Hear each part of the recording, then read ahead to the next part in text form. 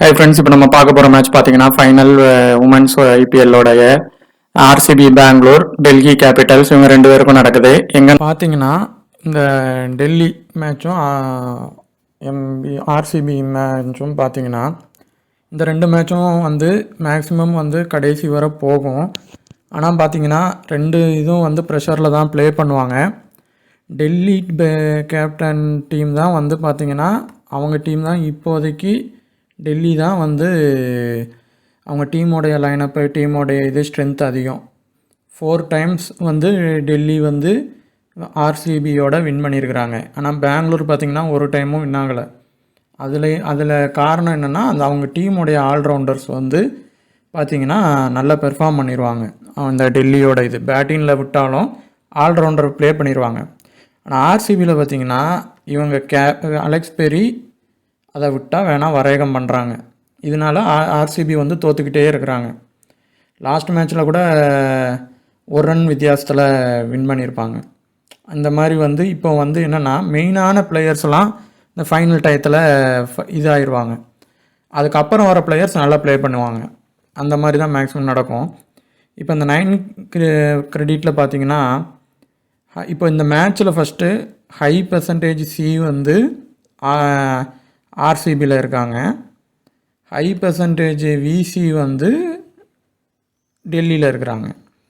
இப்போ இது women's மேட்சுங்கிறதுனால maximum ரெண்டு பேரும் உள்ளே வர்றதுக்கான வாய்ப்புகளும் இருக்குது, வந்துடுவாங்க. கேப் எப்போ ரொம்ப நல்ல பெர்ஃபார்மன்ஸ் பண்ணிடுவாங்கன்னா அவங்க ஃபஸ்ட்டு பவுல் பண்ணி அடுத்து பேட் பண்ணாங்கன்னா அவங்க நல்லா பண்ணிடுவாங்க. சப்போஸ் இவங்க செகண்ட் பவுலிங் போட்டாங்கன்னா அந்த அளவுக்கு பண்ணுறது கொஞ்சம் கஷ்டம்தான். இப்போ இந்த 9 கிரெடிட்லேருந்து பேட்டிங் செக்ஷனில் 2 பேரும் ஆல்ரவுண்டரில் 2 பேரும் இருக்கிறாங்க. இப்போ இந்த பேட்டிங் செக்ஷனில் ஹை பர்சன்டேஜ் இருக்கிறது லேனின், அதுக்கு அடுத்து தான் மந்தனா இருக்கிறாங்க. ஸோ இந்த மேட்ச்சில் மந்தனா உள்ளே வர்றதுக்கு ஒரு சில வாய்ப்பு இருக்குது. ஆனால் அவங்களுக்கு த்ரெட்டு இல்லையா அப்படின்னு கேட்டால் லேனினுக்கு பார்த்திங்கன்னா டிவைன் கிட்ட மட்டும்தான் இருக்குது. மற்றவங்க கிட்டலாம் ஒரு டைம் அவுட்டாக இருக்கிறாங்க. ஆனால் அடிக்கிறதுக்கான வாய்ப்பு இருக்குது. ஆனால் மந்தனா இவங்க டீம் கிட்டேயே நல்லா பெர்ஃபார்மன்ஸ் பண்ணியிருக்கிறாங்க. ஆனால் வென்யூ பார்த்திங்கன்னா ரொம்ப பேடாக இருக்குது. அப்போது இவங்க கேப் கிட்ட நிறைய டைம் அவுட் ஆகிருக்கிறாங்க. இந்த சீரீஸ்லேயுமே அவுட் ஆகிருக்கிறாங்க. பாண்டே கிட்டேயும் அவுட் ஆயிடுவாங்க. இப்போ கேப்சி இவங்க மந்தனா பேட்டிங் பண்ணுறாங்கன்னா இவங்களுக்குமே கேப்சியை பவுலிங் கொடுப்பாங்க ஸ்டார்டிங்லேயே கொஞ்சம் சீக்கிரமாக அவுட். ஏன்னா அவங்க பாலில் இவங்க அவுட் ஆவாங்க. அந்த மாதிரி இதெல்லாம் இருக்குது. ஸோ இப்போ இந்த இதில் இருந்து அலெக்ஸ் பெரி நல்லா பெர்ஃபார்மன்ஸ் பண்ணுறாங்க. ஒரு ட்ரீம் டீம் வர்றதுக்கான வாய்ப்புகள் மேபி இருக்கலாம். ஏன்னா ஆல்ரவுண்டர் பண்ணிடுவாங்க. கேப்பையும் நம்ம எடுத்துக்கலாம். இப்போ கேப் செகண்ட் பவுலிங் போடுற பட்சத்தில் கன்ஃபார்மாக நம்ம ஒரு சி இல்லைனா விசி அளவுக்கு எடுக்கலாம். இப்போ லேனினா மந்தனாவா இந்த 2 பேரில் யார் எடுக்கலான்னா, இப்போ நீங்கள் டெல்லி கண்டிப்பாக வின் ஆயிரும் அப்படின்னு நினச்சிங்கன்னா லேனின் எடுத்துருங்க. ஏன்னா லாஸ்ட் 2 மேட்ச் பெர்ஃபார்ம் பண்ணலை. அவங்க பண்ணுறதுக்கான வாய்ப்புகள் இருக்குது. இல்லை ஆர்சிபி தான் வின் ஆகும்னா மந்தனாவை எடுத்துருங்க. இன்னொரு ஒரு டீமில் ஆர்சிபி ஜெயிக்கிற மாதிரி ஒரு டீமும் எடுங்க. ஏன்னா அதிகமான பெர்சன்டேஜில் எல்லாருமே டெல்லியில் தான் எடுத்து வச்சுருக்குறாங்க. ஸோ ஆர்சிபி வின் ஆகிறப்போ இவங்க எல்லாருமே உள்ளே வருவாங்க, இவங்க ஆர்சிபி பிளேயர்ஸ். ஸோ நம்மளோட பாயிண்ட்ஸும் ஏறும், இதுவும் பண்ணோம். ஸோ ஆர்சிபிக்கு சப்போர்ட் பண்ணுற மாதிரியும் டீம் எடுக்கணும். அதில் மந்தனாக்கு ஒரு விசி வரைக்கும் கொடுத்தா ஒரு சின்ன வாய்ப்பு இருக்குது. ஸோ இந்த கிரெடிட்டில் இருந்து இந்த 3 பேரை எடுக்கலாம். அப்படி இல்லைன்னா ஆர்சிபி ஜெயிக்கும் அப்படின்னா இவங்க 3 பேரையும் எடுக்கலாம். இப்போ இந்த 8.5ல் மேக்ஸிமம் எல்லாருமே பாசிபிள் லெவலில் வருவாங்க. இந்த ஆர்சிங் தக்கூர் மேபி வரலாம், வராமலும் போகலாம். ஆனால் மற்ற எல்லாருமே வந்துடுவாங்க. இதில் 3 ஆர்சிபி பிளேயர்ஸ் இருக்கிறாங்க, 3 டெல்லி பிளேயர்ஸ் இருக்கிறாங்க. இப்போ இதில் இன்னொரு விஷயம் என்னென்னா, இப்போ இந்த இதில் 6 பிளேயர்ஸ் இருக்கிறதுனால ஹை இதில் இருக்கிறதுனாலையும் இதிலிருந்து ஒரு சி இல்லைன்னா ஒரு விசி வர ஒரு வாய்ப்பு இருக்குது. இதிலிருந்து அந்த பிளேயர்ஸில் இருந்து ஒரு சி இல்லைன்னா ஒரு விசி வர ஒரு உறுதியான ஒரு வாய்ப்பு இருக்குது. First Shafali Verma hit or flop player தான் ஃபஸ்ட்டு பண்ணுவாங்க. அவங்க வந்து ப்ரெஷர்லாம் பார்க்க மாட்டாங்க, அவங்க பாட்டுக்கு அடிக்கணும் அப்படிங்கிற ஒரு அந்த கண்டிஷன்லேயே தான் வருவாங்க. ஸோ இவங்க வந்து நல்லாவும் பெர்ஃபார்மன்ஸ் பண்ணியிருக்கிறாங்க. இந்த டீமோட வந்து ஹெட் டு ஹெட்லாம் பார்த்தீங்கன்னா அருமையாக பண்ணியிருக்கிறாங்க. ஒரு ஒரு மேட்ச்லலாம் நல்லா பண்ணியிருந்தாங்க. ஒரு 50 ரன்னு 31 பாலில் அடிச்சுட்டு அந்த மாதிரி போயிடுவாங்க, வேகமாக அடித்து கொடுத்துட்டு போயிடுவாங்க. அப்போது சிஃபாலி வர்மாவுக்கு வந்து பார்த்திங்கன்னா பெரிய அளவுக்கு த்ரெட்ஸு வந்து இருக்குது, ஆனால் ரொம்ப வந்து இல்லை.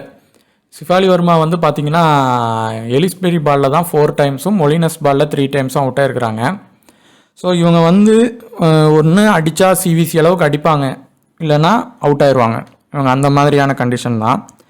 கேப்ஸி பார்த்திங்கன்னா இவங்க டீமோட ஃபஸ்ட்டு நல்லா ப்ளே பண்ணியிருக்கிறாங்க.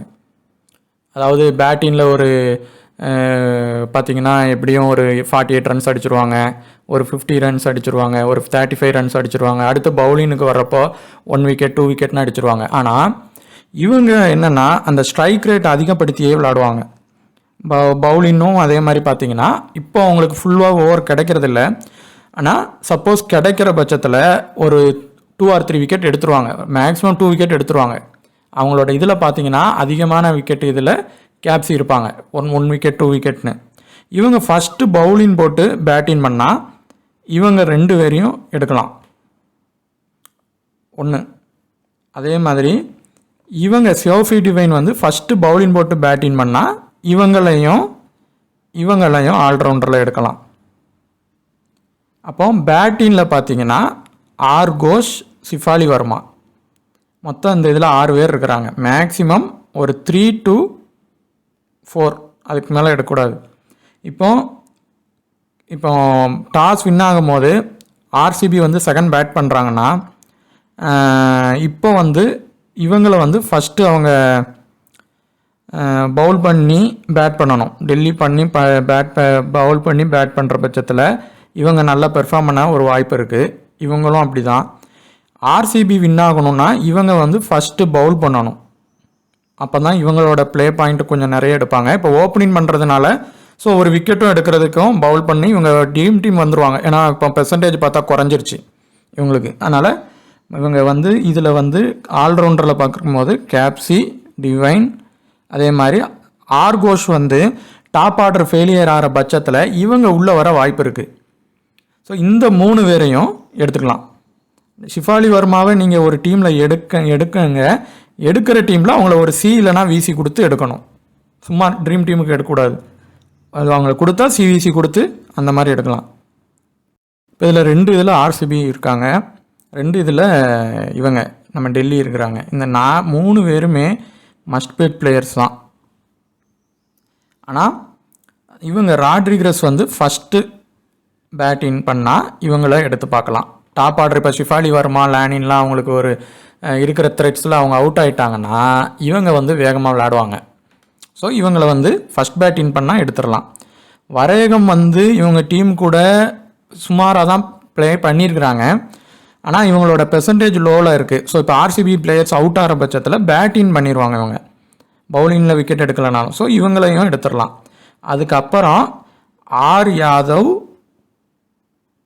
இல்லைன்னா அடுத்து வருவாங்க மொலினஸ் ஆல்ரவுண்டரில் தான் இருப்பாங்க. இந்த 3 பேருமே மஸ்ட் பிக்கில் தான் வருவாங்க. இவங்க வேணால் ஃபஸ்ட் பேட்டிங் பண்ணால் இவங்களை எடுக்கலாம், இல்லைன்னா இந்த 2 பேர் எடுத்தாலே போதும்.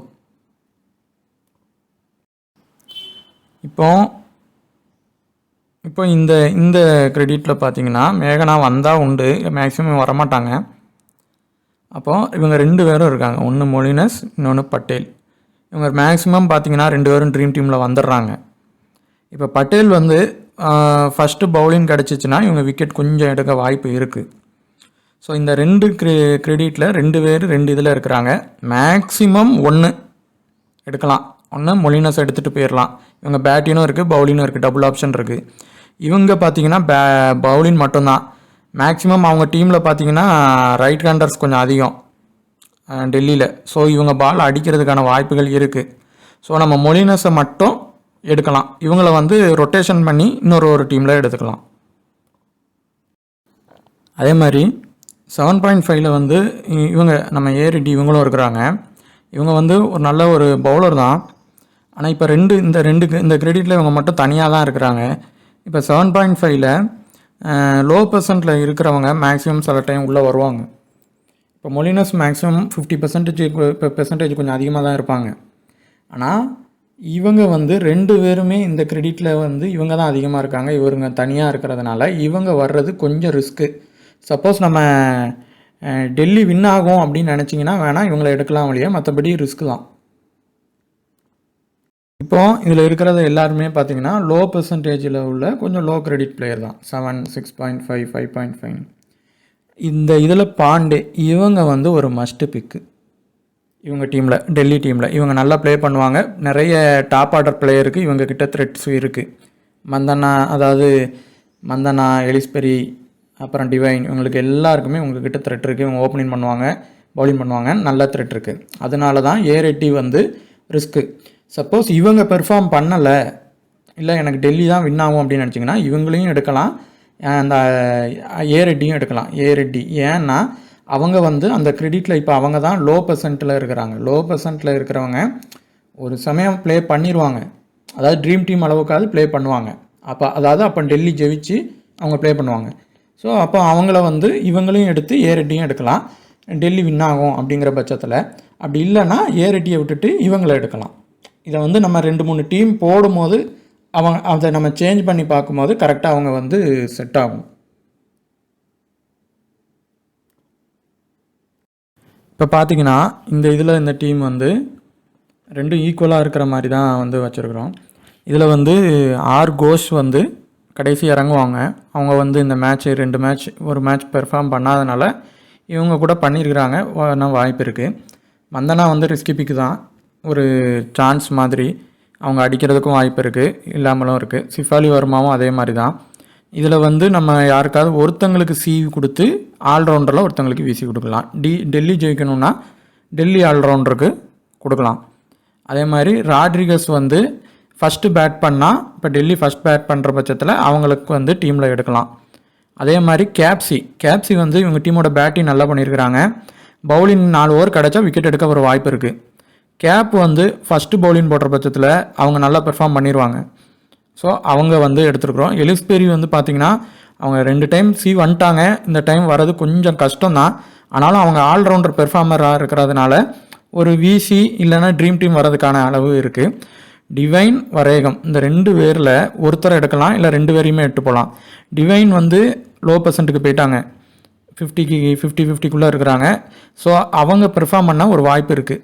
இவங்களும் டாப் ஆர்டர் ஃபெயிலியர் வர பட்சத்தில் பேட்டிங்லேயும் பவுலிங்லேயும். இப்போ இந்த பட்டேலில் வந்து நீங்கள் ஒன்று வைக்கலாம், அப்படி வைக்காட்டி பட்டேலை தூக்கிட்டு மொலினஸை எடுக்கலாம். இல்லை எனக்கு டெல்லி தான் வின் ஆகும்னு நினச்சிங்கன்னா பட்டேலை தூக்கிட்டு ஏ ரெட்டி அவங்கள வைக்கலாம். ஆனால் அவங்க ரிஸ்க்கு தான். அப்புறம் பாண்டே, இவங்க நல்லா பவுலிங் போடுறாங்க டெல்லியில், அதனால் ஒரு பவுலர். இதில் இவங்களுக்கு கேப்புக்கு ஒரு சி கொடுக்கலாம், மந்தனாக்கு ஒரு சி கொடுக்கலாம், ராட்ரிகஸுக்கு ஒரு விசி கொடுக்கலாம், பெரிக்கு ஒரு விசி கொடுக்கலாம். டிவைன் வந்து அவங்களுக்கு 4 ஓவர் போட்டுருவாங்க. பேட்டிங் டாப் ஆர்டர் வந்தாங்கன்னா, லைனப் வந்தோடனே செக் பண்ணி பாருங்கள், டாப்பில் இருந்தாங்கன்னா ஒரு விசி அளவு கொடுக்கலாம். அவங்க கேப்டன்ஷிப் கம்மியாக தான் இருக்கும். ஆர்கோஷுக்கு வந்து அவங்களுக்கு வந்து எப்படின்னா, ஃபஸ்ட் பேட் பண்ணாலும் சரி, செகண்ட் பேட் பண்ணாலும் சரி, அவங்க பெர்சன்டேஜ் இப்போ அதிகமாக தான் இருக்குது. ஒரு ஆர்சிபி வின் ஆகும் அப்படிங்கிற பட்சத்தில் இருந்துச்சுன்னா அவங்களுக்கு ஒரு விசி கொடுக்கலாம். தேங்க்யூ.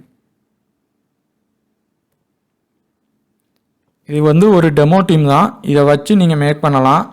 அதே மாதிரி அந்த லைனப் வந்த பிறகு பெர்சன்டேஜஸ் பாருங்கள். மெயினானது இன்னொன்று என்னென்னா 50% கீழே தொடர்ந்து எத்தனை பிளேயர் வராங்கன்ட்டு நீங்கள் பழைய ஸ்டாட்ஸில் வந்து பாருங்கள். ட்ரீம் லெவன்லேயே மேக்ஸிமம் பார்த்தா 4 பேர் வந்திருப்பாங்க, இல்லை 3 பேராவது வருவாங்க. நீங்கள் அந்த மாதிரியான பிளேயர்ஸை உள்ளே கொண்டு போகணும். இப்போ ஓரளவு பார்த்தீங்கன்னா இவங்க 50 கீழே இருப்பாங்க, இவங்க இருப்பாங்க. அதுக்கடுத்து பார்த்தீங்கன்னா பட்டேல்லாம் கூட்டிட்டாங்க. இப்போ இவங்க 2 பேருமே ஒரு 50 அரௌண்டில் இருக்கிறாங்க. சப்போஸ் யாராவது தூக்கிட்டு ஒரு 50க்கு கீழே நம்ம கொண்டு வரணும். மேக்ஸிமம் 3 to 4 hour நம்ம கொண்டு வரணும். நீங்கள் அப்படி தான் அதை வந்து நிறைய மேட்ச் வரும். ஸோ அவங்க வந்து நல்லா பெர்ஃபார்மன்ஸ் பண்ணிடுவாங்க, ட்ரீம் டீமாவது வந்துடுவாங்க. டாப் ஆர்டர்லேயே எடுத்துகிட்டு இருந்தோன்னா ஃபெயிலியர் ஆயிரும். தேங்க்யூ.